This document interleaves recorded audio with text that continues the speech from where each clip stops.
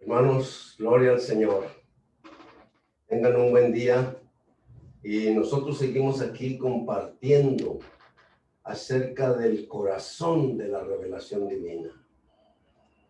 Es un tema importante, un tema profundo, un tema de amor. Es, pues es algo realmente maravilloso, en otras palabras. Entonces, este día continuamos con este tema y estamos en el libro de Efesios. Por supuesto, hemos dicho que 4 libros son el corazón de la revelación divina. Número 1, el libro de Gálatas. Número 2, el libro de Efesios. Número 3, el libro de Filipenses. Y número 4, el libro de Colosenses. Entonces, estamos hoy en el libro de Efesios. Y quisiéramos un poquito más recalcar el asunto de la oración del apóstol Pablo en Efesios capítulo 1. Mire, déjeme le leo verso 16, 17 y 18. Dice: no ceso de dar gracias por vosotros, acordándome de vosotros en mis oraciones. Wow. Dice el verso 17: para que el Dios de nuestro Señor Jesucristo, el Padre de gloria, os dé espíritu de sabiduría y de revelación en el pleno conocimiento de Él, para que alumbrados los ojos de vuestro corazón, sepáis cuál es la esperanza a que Él os ha llamado, y cuáles las riquezas de la gloria de su herencia en los santos. Amén. Sí. 3 versículos, hermanos. En primer lugar, bueno, el apóstol Pablo siempre tenía una carga por los santos. Siempre tenía una carga por la iglesia. Siempre su corazón estaba cargado por los hermanos. Y en ese sentido, Pablo está diciendo que no cesa de dar gracias por nosotros, acordándose de nosotros en sus oraciones. Por eso, ahí en 1 Tesalonicenses dice: orad sin cesar. Cuando hablamos de orad sin cesar, nos estamos refiriendo, como quien dice, al respirar nuestro. Fíjese, usted no puede dejar de respirar. Nunca puede dejar de respirar. Si usted deja de respirar, se muere. Pablo está diciendo: orad sin cesar. Lo está comparando a nuestra respiración, a nuestro breathe in, breathe out, a nuestro inhalar y a nuestro exhalar. Inhalar, exhalar. Orad sin cesar. Pablo, yo creo, es un hecho que era un hombre ocupado, ¿ves? Siempre él estaba ahí, pero siempre dentro de él, siempre traía la comunión con el Padre. Y siempre estaba: Señor, el hermano fulano; Señor, la hermana; Señor, la iglesia; Señor, esta otra iglesia. Nosotros podríamos decir que no, pero él realmente así lo hacía. En el libro de Corintios hay un verso que dice: después de todo, de toda la problemática en su vida personal, de peligros de los de su nación, peligros en alta mar, náufrago varias veces en alta mar, ¿ve? Todo este tipo de cosas, azotado varias veces. Y bueno, después de todo eso, después de todas esas situaciones, Pablo dice: y lo que sobre mí se agolpa cada día. La preocupación por todas las iglesias. Dice nomás. Y lo que sobre mí se agolpa cada día. La carga por todas las iglesias. La preocupación por todas las iglesias. No ceso de dar gracias por vosotros, decía Pablo. Maravilloso, hermanos. Tremendo. Tremenda carga, tremenda preocupación por las iglesias. Entonces él dice que se acordaba de nosotros en sus oraciones. Verso 17. Para que el Dios de nuestro Señor Jesucristo, el Padre de gloria, os dé espíritu de sabiduría y de revelación en el pleno conocimiento de Él. Tres cosas aquí, hermanos. O sea, Pablo está orando porque nosotros, los santos, tengamos un espíritu de sabiduría, un espíritu de revelación en el pleno conocimiento de Él. Dice, para que alumbrados los ojos de vuestro corazón. Escuche, para que alumbrados los ojos de vuestro corazón, sepáis cuál es la esperanza a que Él os ha llamado y cuáles las riquezas de la gloria de su herencia en los santos. Wow, tremendo, hermanos. Tremenda esta manera de orar de Pablo por por la iglesia en Éfeso. Eso fue algo tremendo. Fíjense, Pablo primeramente estaba orando para que la iglesia en Éfeso, los santos en Éfeso, o sea, tuvieran un espíritu de sabiduría, un espíritu de revelación en el pleno conocimiento de Él. Fíjense, un espíritu de sabiduría. La sabiduría, vamos a hacer un contraste entre inteligencia o conocimiento y sabiduría. Si hablamos de inteligencia, digo, yo estoy sorprendido porque conozco personas bien inteligentes, súper inteligentes. Incluso, o sea, conocí a un hermano con una mente fotográfica. Wow. Digo, casi me podía decir todo lo que yo decía, ¿ve? O podía decirme lo que está escrito. O sea, ser inteligentes, tener conocimiento, quizá tener mente fotográfica. Está muy bien, pero no es comparable con la sabiduría. Cuando hablamos de la sabiduría de Dios, hablamos de la manera en que Dios ha planeado las cosas. Hablamos de la economía de Dios. Hablamos de la administración familiar que Dios tiene con la iglesia o con las iglesias o con los santos. ¿Sí? Entonces, cuando hablamos de la sabiduría de Dios, hablamos de la manera, del diseño de Dios, del proyecto de Dios, de la maqueta de Dios, del blueprint que Dios ha hecho para tener una relación con el hombre. Entonces, esa es la diferencia. Ahora, bueno, voy a repetir un poquito, ¿me entiendes? Primero de Corintios 1:30 dice que Dios ha hecho a Cristo en primer lugar para nosotros, hermano. Ha hecho en primer lugar a Cristo para nosotros sabiduría. Y luego de ahí, o sea, justicia, santificación y redención. ¿Ve? Pero lo primero que Dios ha hecho para nosotros es a Cristo, lo ha hecho como sabiduría. Cristo es la sabiduría encarnada.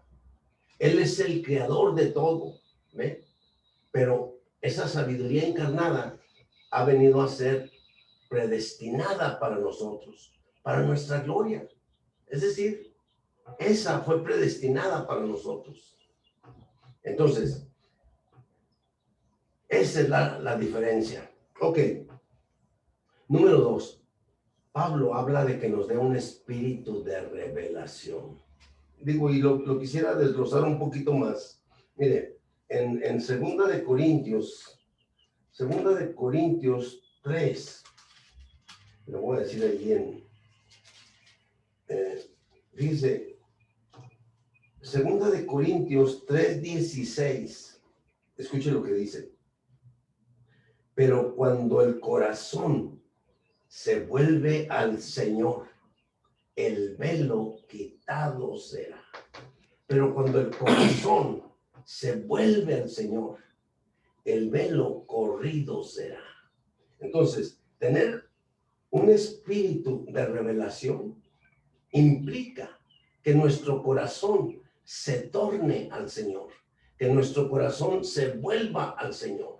Cuando nuestro corazón se vuelve al Señor, el velo es corrido, el velo quitado será. Digo, no quiere decir que tenemos un solo velo, no, puede ser que tengamos cientos de velos, ¿me entiende? Pero es importante, primeramente, que nuestro corazón se torne al Señor. El resultado es que entonces los velos se van a correr. Tendremos un espíritu de revelación, porque el velo se va a correr, revelar, ¿sí? Entonces, o sea, Pablo ora a Dios diciendo, Padre, dales un espíritu de sabiduría. Padre, dales un espíritu de revelación. Padre, que todo sea en el pleno conocimiento tuyo, que todo sea experimentable para ellos, que todo pueda ser realizable para ellos, que todo pueda ser verdadizable para ellos. Eso es lo que Pablo está orando al Padre. Padre, un espíritu de sabiduría, un espíritu de revelación, que sea experimentable, verdadizable. Maravilloso, maravilloso, hermanos. ¿Cómo vamos a obtener eso, hermanos? Fíjense, me gusta mucho, por eso quería enfatizar de nuevo este asunto. Dice, para que alumbrados los ojos de vuestro corazón. Mire, aquí un asunto muy importante en nuestro corazón. ¿Por qué? Porque mire, nuestro corazón abarca una parte de nuestro espíritu. Nuestro espíritu está compuesto de 3 partes. Tenemos la comunión, es decir, ahí podemos tener una comunión continua, diaria con Dios. Tenemos la intuición y luego tenemos la conciencia. Esas 3 partes componen nuestro espíritu humano. Número 1, o sea, la comunión. Número 2, la intuición. Número 3, o sea, la conciencia. Ok. ¿Qué más incluye nuestro corazón? Nuestro corazón incluye otras 3 partes, las 3 partes de nuestra alma. Número 1, la mente. Número 2, nuestra parte emotiva. Número 3, o sea, nuestra voluntad. 3 cosas de nuestra alma más una parte de nuestro espíritu. Eso es lo que es nuestro corazón. Entonces, nuestro corazón incluye la conciencia, incluye la mente, incluye la parte emotiva, incluye la parte de nuestra voluntad. Así que en realidad dice, ok, sí tenemos ojos para ver, pero necesitan ser alumbrados los ojos de nuestro corazón. Los ojos de nuestro corazón necesitan ser alumbrados. Es decir, necesita venir la luz de la palabra.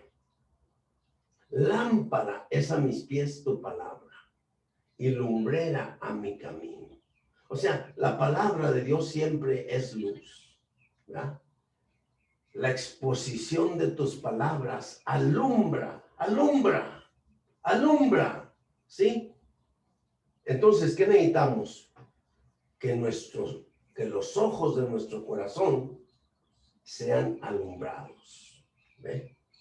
Y cuando los ojos de nuestro corazón son alumbrados, entonces, ¿sabe qué? Los velos pueden ser corridos. Mire, vamos a decir que este sea un velo, ¿ve? Este es un velo.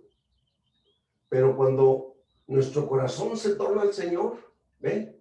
Cuando viene la luz de la palabra, los ojos de nuestro corazón son alumbrados y entonces viene la revelación.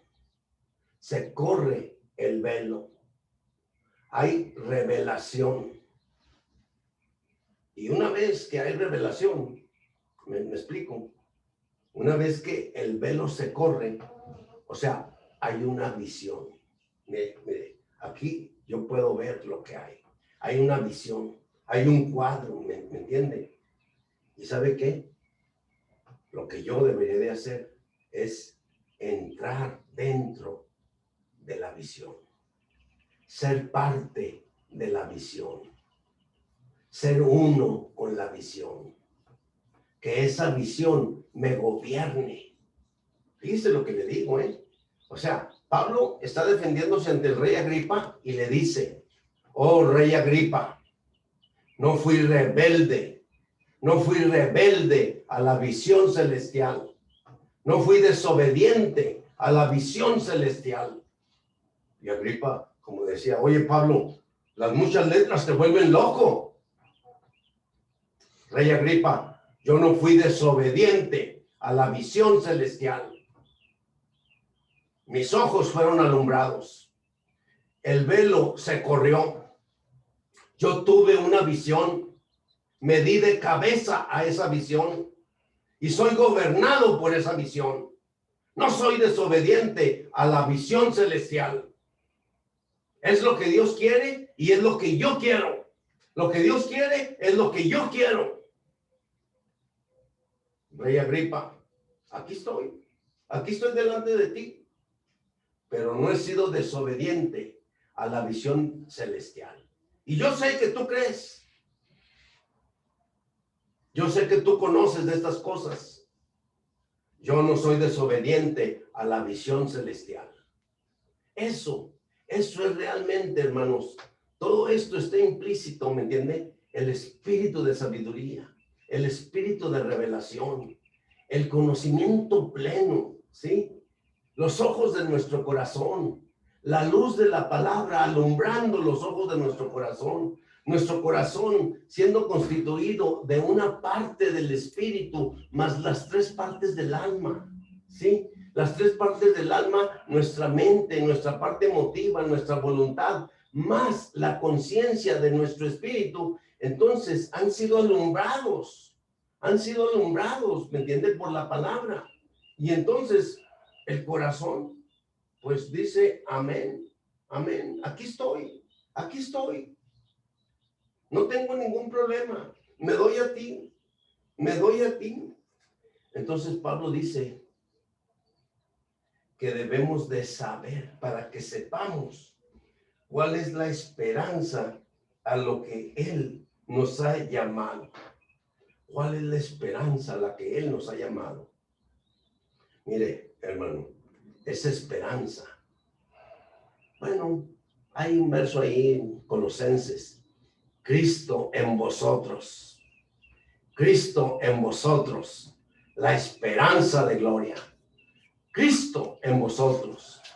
La esperanza de gloria. Así que sí tenemos una esperanza. Es Cristo en nosotros.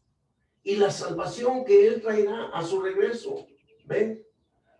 Si estamos aquí, un día cuando Él regrese por segunda vez, nuestros cuerpos serán transfigurados.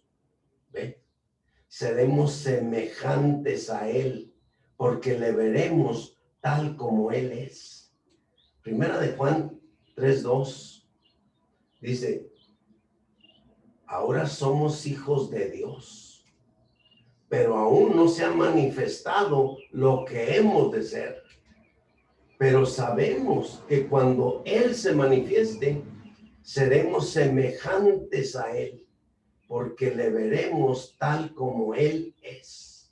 Seremos semejantes Compara esa palabra semejantes con la palabra en Génesis 1:26. Entonces dijo Dios, hagamos al hombre a nuestra imagen. Escuche, conforme a nuestra semejanza. Esa palabra semejanza debe de compararla con Primera de Juan 3:2. Hijitos míos, ahora somos hijos de Dios, pero aún no se ha manifestado lo que hemos de ser. Pero sabemos que cuando Él se manifieste, seremos semejantes a Él, porque le veremos tal como Él es. Eso es lo primero. Dice Pablo, para que sepáis cuál es la esperanza a que Él os ha llamado, a que un día seamos iguales que Él, hermanos. No tenemos de otra, no tenemos de otra. Esa es nuestra esperanza. Esa es la esperanza del hermano Adolfo. Esa es la esperanza del llamamiento que hemos recibido. ¿Ve? Que un día seremos como Él, seremos transfigurados igual que Él. Tendremos un cuerpo glorificado, un cuerpo redimido, ¿ve? Semejante al de Él. El día de su resurrección, el Señor entró dentro del aposento alto. ¿Sabe qué? ¿Cómo entró? Yo no lo sé. Si entró por la puerta, si entró por el techo, si entró por la pared, yo no lo sé. El hecho es que Él se puso en medio de ellos y les dijo, recibid el Espíritu Santo. Y habiendo dicho eso, sopló en ellos, ¿me entiende? Y luego después, más días, le dice a Tomás, mete tu dedo en mi mano, tu dedo en mi llaga. ¿Ve? Soy real. Tengo un cuerpo glorificado, pero también soy un cuerpo de carne y hueso. ¿Ve? Pedro y los discípulos, ¿ve? Siguieron a Pedro en su frustración, podríamos decir, ¿me entiende? En esa frustración de haber negado a su Señor. Y Pedro, pues después de eso, pues dijo, no, yo me voy a pescar. Yo ya me voy a hacer lo que sé hacer. Yo sé pescar, pues eso voy a hacer. Imagínense, estaba decepcionado de sí mismo. Estaba decepcionado de haber negado a su Señor. Hermanos, yo digo que no sabía ni qué hacer, ¿me entienden? Ya dijo, pues yo me voy a pescar. Y ahí van todos con él, ¿ve? No pescaban nada. Y en la mañana ya estaba el Señor ahí en la playa esperándolos muy quitado de la pena. Ya tenía ahí las brasas, ya tenía el fuego, ya tenía el pescado listo. ¿Sí me entiende?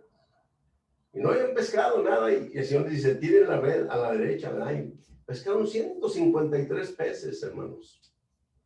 153 peces, no podían con los peces. ¿Qué quiero decir con eso, hermanos? Pues Pedro ya está frustrado, pero el Señor ahí estaba. ¿Ve? El Señor ahí estaba. Por un lado, o sea, enfrentándolo, pero animándolo, cargándolo, apacienta mis ovejas, apacienta mis corderos, ¿verdad? Apacienta los recién nacidos. ¡Wow! Maravilloso, maravilloso, ¿ve? Entonces, Pedro volvió a recobrar la esperanza, ¿ve? Su Señor estaba vivo.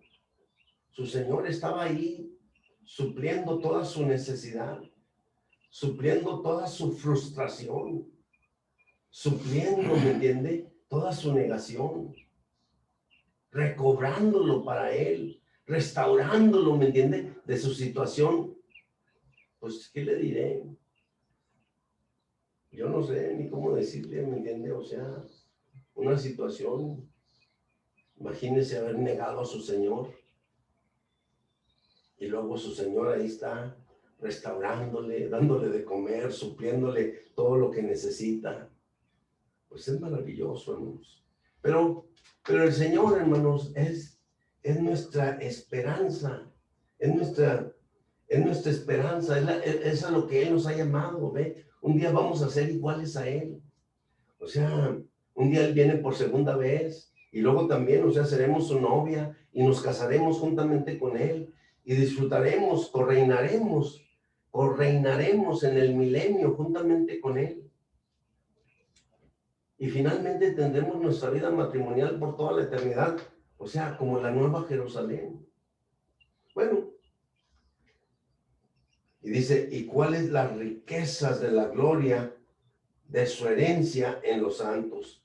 ¿Y cuáles las riquezas de la gloria de su herencia en los santos? Mire, es maravilloso, hermanos. Fíjense, el Padre nos escogió. El Padre nos llamó para que fuésemos santos. El Padre nos predestinó para la plena filiación. ¿Ve? El Hijo nos redimió. El Espíritu nos selló. Y luego se nos dieron las arras, que es como quien dice el presabor de lo que el Padre nos ha escogido y nos ha predestinado, de cómo el Hijo nos ha redimido y de cómo el Espíritu nos ha sellado. Y entonces tenemos un presabor dentro de nosotros. O sea, hay una realidad, hay algo que ya hemos probado, que ya hemos experimentado, y eso ya nadie nos lo puede quitar. ¿Ve? Es nuestro. Entonces, ¿y cuáles las riquezas de la gloria de su herencia en los santos? Total. Entonces, hermanos, todo esto ya es nuestro. El Espíritu ha aplicado, ¿me entiende? O sea, la redención del Hijo, juntamente con el escogernos del Padre, con el seleccionar del Padre, con la predestinación que el Padre ha hecho de nosotros. ¿Ve? El Padre nos ha predestinado para filiación. O sea, a veces, mire, ok, déjeme digo esto. Fíjense, para aclarar este puntito, porque, por ejemplo, ahí nos ha predestinado para filiación, ¿me entiende? Porque ahí la palabra griega nos ha predestinado y la mayoría de las versiones traduce para adopción. Ok, ¿qué quiero decir con esto? Mire, en la Biblia, o sea, tenemos tres términos para la palabra hijo de Dios. Tres términos en el griego. Número uno, tecnón de Dios. O sea, tecnón de Dios, número uno. Número dos, juíos de Dios. Número tres, juyotesia de Dios. ¿Cómo vamos a decir de esto? O sea, número uno, tecnón de Dios. La palabra tecnón significa un recién nacido, un recién convertido, uno que apenas ha nacido de nuevo, que ha sido recién regenerado. Pero esa palabra, tecnón, algunos otros también lo traducen por tecnos. O sea, se escribe T-E-K-N-O-N, tecnón. O si usted quiere decir T-E-K-N-O-S, tecnos, como usted quiera, ¿verdad? Pero esa palabra tecnos o tecnón significa un recién convertido, un recién nacido, ¿verdad? Mas a todos los que le recibieron, a los que creen en su nombre, les dio potestad de ser hechos tecnón de Dios. Eso es Juan 1:12, ¿sí? Ok.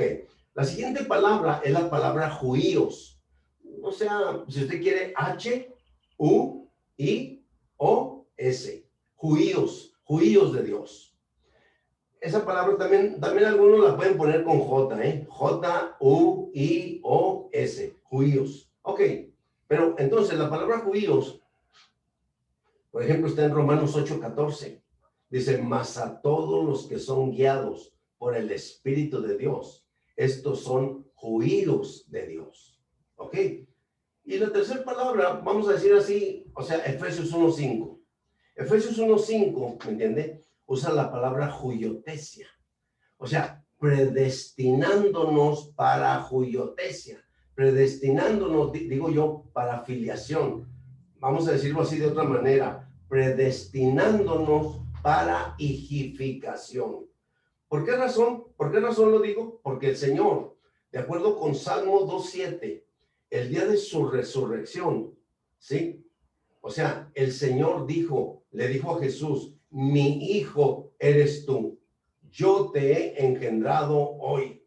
Entonces, es decir, Él pasó por un proceso de encarnación, vivir humano, crucifixión y resurrección, para que fuera designado hijo de Dios. Bueno, eso fue su hijificación, después de un proceso de 33 años y medio. Lo mismo, o sea, fíjese, Romanos 8:14, Romanos 8:15 y Romanos 8:16 usa estos tres términos. Fíjese, Romanos 8:14, Romanos 8:15, Romanos 8:16 usa estos tres términos. Ahora, le voy a decir una cosa, que si nosotros separamos el último término, o sea, huiotesia, entonces si lo separamos y lo dejamos fuera de contexto de los otros dos, lógicamente la mente natural, o sea, imagínense, Julio, hijo, tesia, posición.